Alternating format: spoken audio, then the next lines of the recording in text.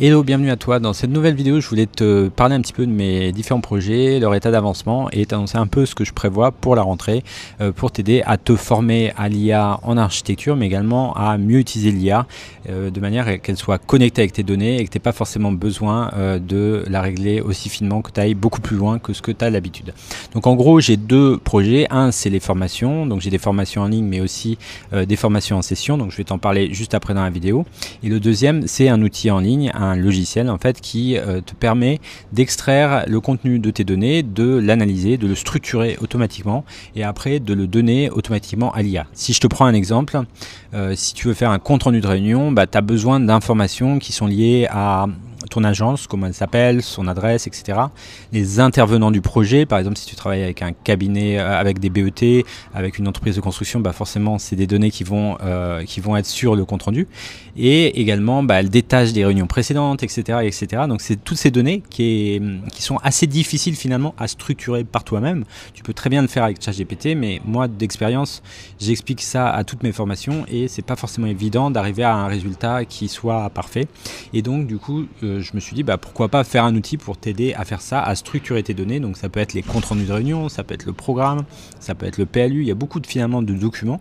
Si tu regardes dans un projet typique, en fait en général c'est organisé en folder, en dossier, sous-dossier, etc. Et ça c'est aussi un autre problème, c'est-à-dire que la donnée est là, mais elle est un petit peu cachée dans des profondeurs de structuration de dossier. Et du coup tu la retrouves pas forcément au moment où tu en as besoin. Et avec l'IA en fait maintenant c'est beaucoup plus facile finalement d'extraire cette donnée parce que l'IA elle va permettre de rechercher vraiment dans la profondeur de tes dossiers, de tes fichiers, etc. Elle les découpe en petits morceaux en fait et elle récupère automatiquement les morceaux qui correspondent. Donc si par exemple tu as besoin de savoir à quelle date on a décidé par exemple je sais pas de faire une passerelle piétonne entre le bâtiment A et le bâtiment B, du coup ça c'est assez clair, tu vas faire une recherche voilà, comme j'ai dit là, tu vas faire ta recherche en langage naturel et si c'est dans un compte rendu de réunion, elle le trouvera, elle te fera une petite synthèse de ce qui s'est dit et elle pourra te donner un lien vers le compte rendu de réunion en question. Donc ça c'est exactement ce que veut faire SuperArchi et ce que je suis en train de faire. Alors c'est un logiciel qui va te permettre, qui va avoir pas mal d'outils. L'idée aussi c'est pas d'avoir 36 outils pour utiliser l'IA. Donc certes, il y a ChatGPT, il y a les IA généralistes qui te seront toujours utiles, il y a des IA pour les images qui te seront toujours utiles, mais entre les deux, je pense qu'il y a beaucoup de choses qui peuvent se faire avec un seul outil, mais également, il y a beaucoup de choses qui se font parfois avec des outils qui ne sont pas adaptés. Quand je pense à la gestion de projet, il y a énormément d'agences d'architecture qui n'ont pas de logiciel de gestion de projet. Donc évidemment, dans SuperArchi, il y aura de la gestion de projet parce que tu as besoin de le prendre en compte si tu veux vraiment être cohérent par rapport ne serait-ce qu'au compte rendu de réunion. Si tu veux les resituer dans une phase, si tu veux donner des tâches à faire pour la prochaine fois, tu es obligé de mettre en place la gestion de projet. Donc il y en aura. Il y aura la gestion de documents, il y aura la gestion d'images, il y aura pas mal de choses. Donc évidemment, ça va être progressif. Les premières briques, ça va surtout être l'analyse de documents, mais après il y aura d'autres éléments par la suite. Donc maintenant la question où j'en suis, pourquoi c'est décalé. Donc c'est vrai que j'étais assez optimiste et trop optimiste sûrement sur ma date de sortie. Ça m'a donné aussi un challenge qui m'a permis d'avancer, mais c'était imprudent de le sortir trop tôt, donc au 1er juillet, parce que j'aurais eu peut-être des mauvaises impressions qui du coup sont difficiles à rattraper par la suite. Donc je prévois avoir une base solide, mais surtout je voulais le tester moi-même en profondeur et notamment l'utiliser moi-même. Donc l'idée de SuperArchi, c'est que même si je ne suis pas actuellement architecte, que mon métier c'est plutôt de la création de contenu, je crée des vidéos, je crée du contenu sur internet, etc. pour faire connaître mes formations, finalement il y a des éléments en commun avec ton métier et donc je vais utiliser l'outil aussi pour mes propres besoins et comme ça me permet de l'améliorer au fil de l'eau. Par exemple ce matin, j'ai vu quelque chose qui manquait sur la répartition. Quand tu crées un projet, il y avait le nom du projet, la description. Je trouvais que la description était trop bas. Je l'ai remonté. C'est rien à faire, mais si tu travailles pas sur ton propre outil, en fait, tu peux pas te rendre compte de ces choses-là. Donc là, je suis dans une phase de test et je vais arriver à une version stable, disons, au début à la rentrée, en fait. Donc j'ai une liste d'attente. Si ça t'intéresse, je te laisse le lien dans la description et tu iras t'inscrire à cette liste d'attente. Après, je vais peut-être pas inviter, laisser l'accès à tout le monde dès le début, de manière justement à échelonner ces phases de test et pas avoir trop de retours à la fois ou trop de choses à gérer. J'aimerais bien que ça soit un peu progressif. Mais si tu es particulièrement motivé, que tu as envie notamment de tester et me donner des retours en direct de comment de ce que tu as utilisé, comment tu as utilisé le logiciel, donc SuperArchi, qu'est-ce qui s'est bien passé, qu'est-ce que tu comprends pas. Ça, c'est des choses qui sont vraiment super importantes quand tu crées un outil.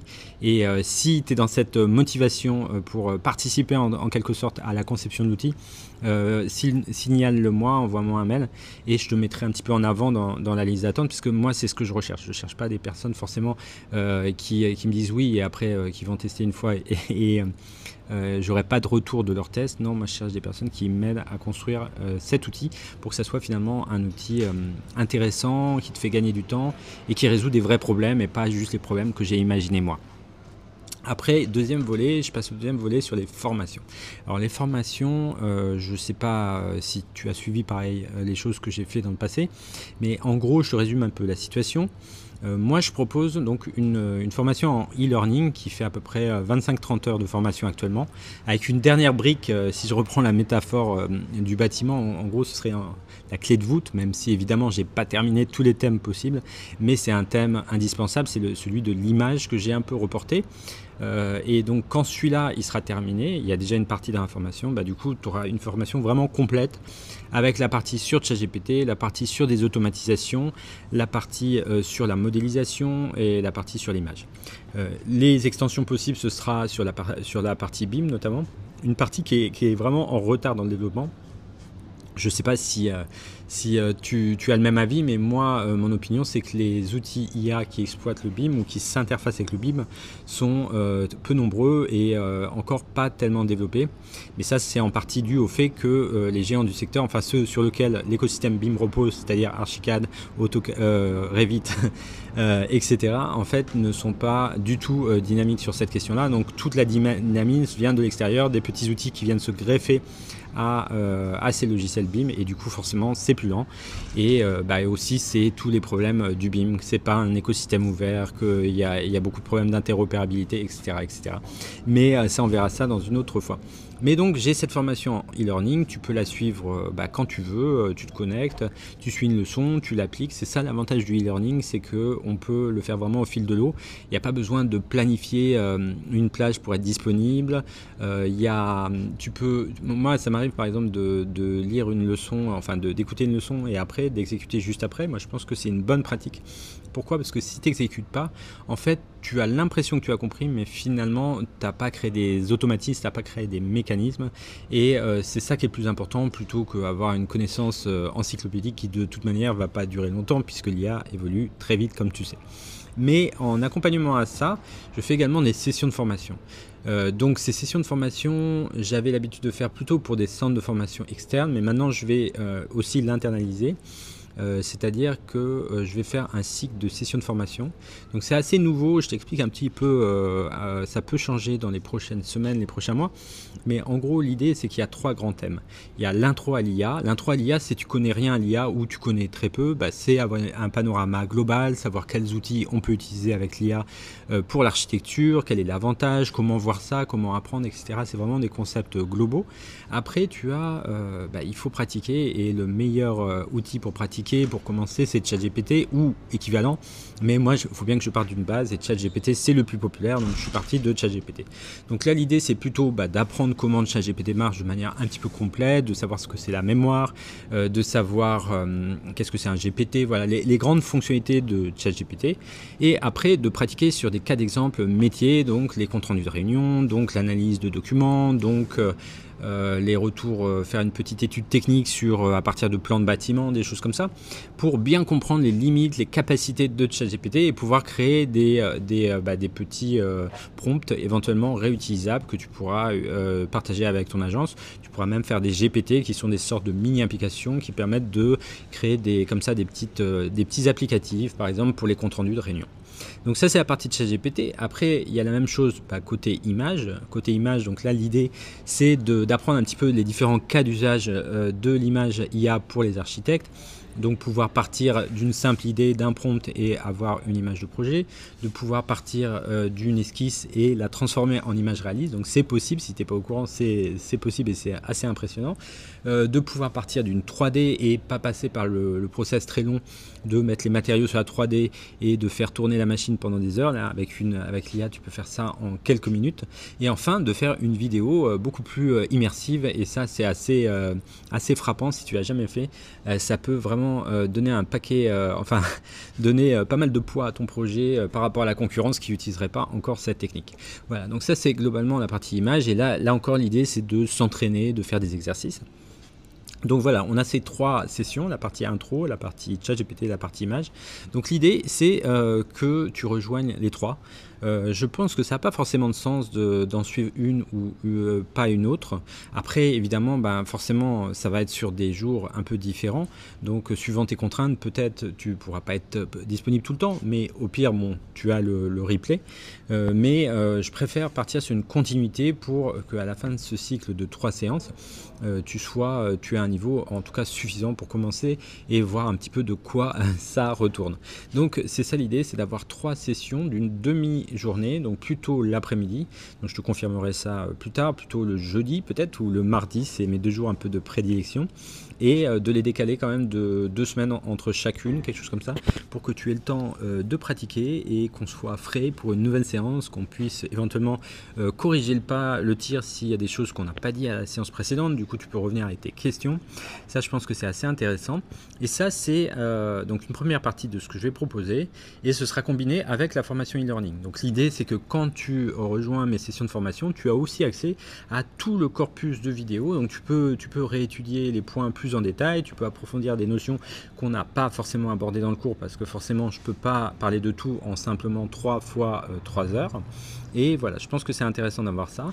Et en complément également, tu as droit à 2 sessions de coaching.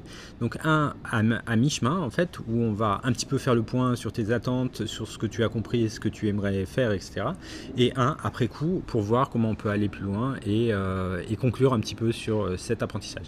Donc voilà, ça c'est une offre que je vais sortir bientôt, donc reste attentif. Je te laisse le lien pour que tu t'inscrives et être tenu au courant de mes prochaines formations, mais je pense que ça t'intéressera et qu'on ira plus loin que mes précédentes expériences où on avait quand même l'impression d'être un petit peu, s'être arrêté un peu à mi-chemin, parce que ce qui est compliqué avec l'IA, c'est que c'est un sujet complexe et qui demande beaucoup de pratique. Donc si on ne pratique pas, ça sert à rien, et si on s'arrête au tout début, pareil, ça peut aussi servir à rien, dans le sens où on n'est pas encore rentré dans le cœur du sujet.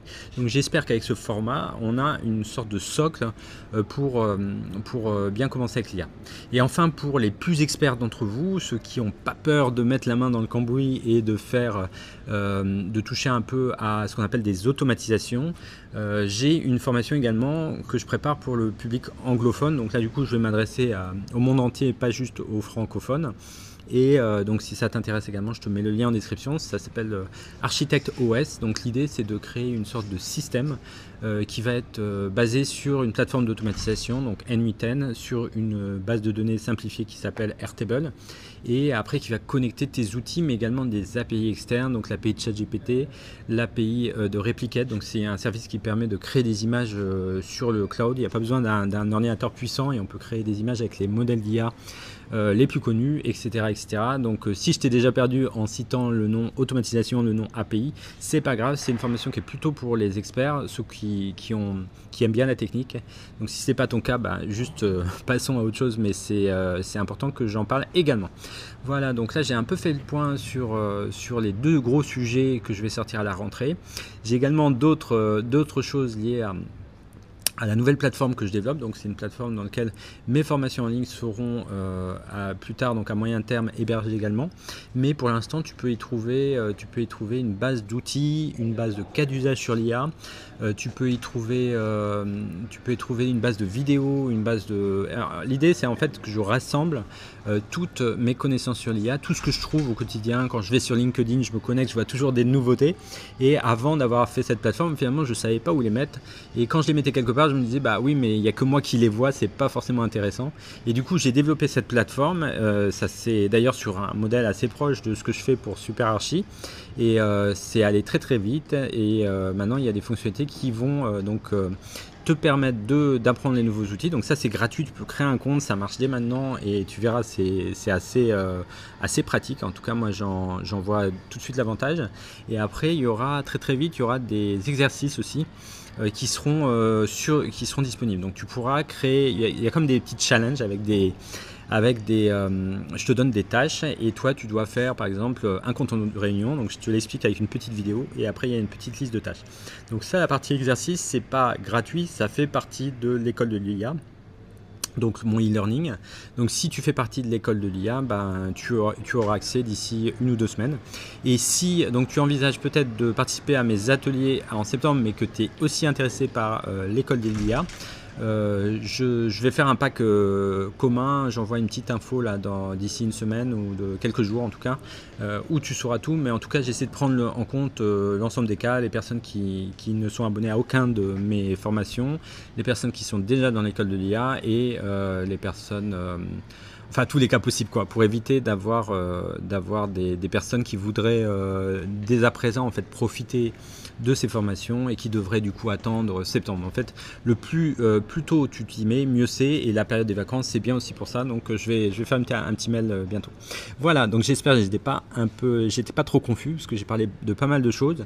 Si je résume, le logiciel SuperArchi, ça sort en septembre. C'est un outil qui va te permettre de connecter tes données avec l'IA et du coup de bénéficier de faire des sortes de modèles, de générer des textes, etc. Toujours les mêmes, mais en utilisant tes données. Tu n'as pas besoin de créer des prompts sophistiqués ou bien de penser à bien partager le PDF de tes données bien à jour et tout ça. Ça se fera pour toi. Donc ça, c'est SuperArchi. Tu peux t'inscrire via la mailing list. Donc je te laisse le lien en description et tu laisses ton mail et comme ça tu seras averti quand ça sortira. Pour mes formations, donc il y a la partie e-learning qui sera bientôt, il y aura des exercices qui seront rajoutés, une communauté, etc. Donc ça grandit. C'est disponible dès maintenant, tu peux le retrouver et le rejoindre, en fait il n'y a pas de souci. Et par contre il y aura la partie image qui va venir juste après, donc son prix va augmenter avec la partie image.